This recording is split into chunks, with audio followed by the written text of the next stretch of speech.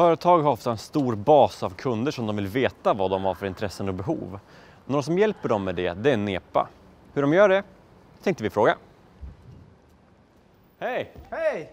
Olle? Fredrik, välkommen! Tack så mycket, kul att vara här. Nepa är experter på att kombinera beteendedata med kundfeedbacksdata, vilket hjälper våra kunder att prioritera vad som är viktigt för att till exempel öka omsättningen eller resultatet.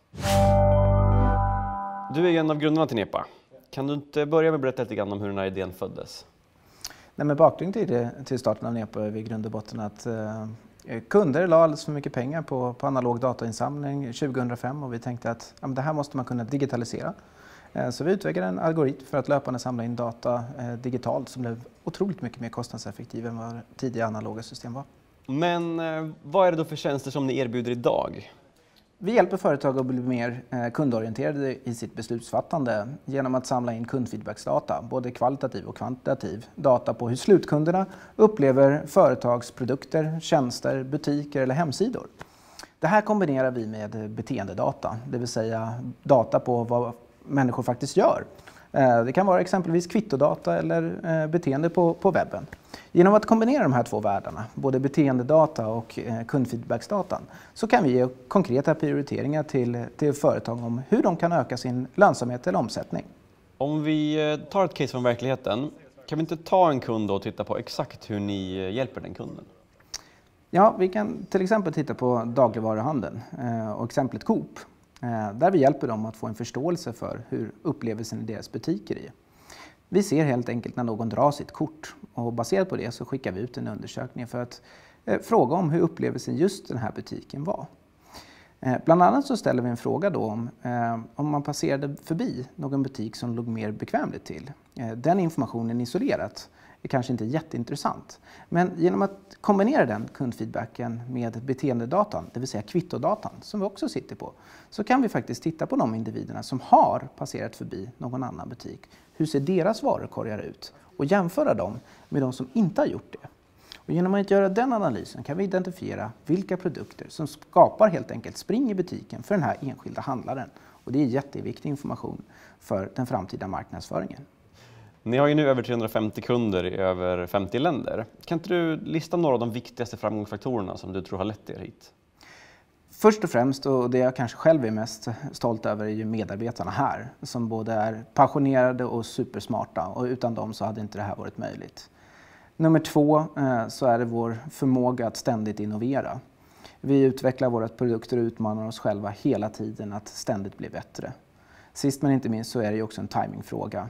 Vår industri har gått från en analog industri till en digital industri och nu på väg in i big data-världen. Och där har vi rent timingmässigt varit helt perfekt ute, tror jag. Om vi tittar på själva grunden i en affär, vad är det ni tar betalt för och hur gör ni det? Vi har en tredelad intäktsmodell. Den första typen av intäkter är licensintäkter för själva plattformen. Den andra intäkten är abonnemangsintäkter baserat på vilka delar av produkten som man använder. De här två tillsammans står för ungefär 65% av våra intäkter och ligger på avtal om minimum 12 månader. Det tredje benet av intäkter som vi har är affärsutvecklande konsultverksamhet där vi hjälper våra kunder att lösa konkreta affärsutmaningar. Ni har ju uttryckt en bruttomarginal på drygt 75%. Finns det inte då en risk att den är så pass hög så att många andra företag också vill ge sig på er och den här nischen? Big data är nu generellt en av de snabbaste och hetaste områdena just nu, så det är naturligt att vi kommer att möta konkurrens. Men med det fantastiska mottagandet som vi fått för vår ActionHub-produkt så vill vi nu ta det här tillfället i akt och utnyttja det försprång som vi har gentemot våra konkurrenter. Och det är därför vi nu för första gången tar in kapital för att driva på vår tillväxt ytterligare. Du säger att ni ligger långt före era konkurrenter, men vilka är de egentligen och hur skiljer ni er från dem? Vi ser 3 typer av konkurrenter. Dels de traditionella researchbolagen som arbetar med kundfeedbacksdata och de är traditionella.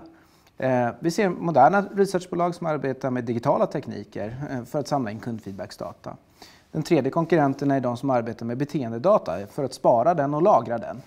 Vi kombinerar både beteendedata med kundfeedbacksdata för att skapa värde för våra kunder. Och det är just det som gör att vi kan säga hur de kan arbeta med att förbättra sin lönsamhet och omsättning. Då undrar jag, hur många aktier äger du själv i Nepa? Jag äger drygt 18% av bolaget före börsintroduktionen. Fredrik, du startade ju NEPA för 10 år sedan, men vad gjorde du innan det?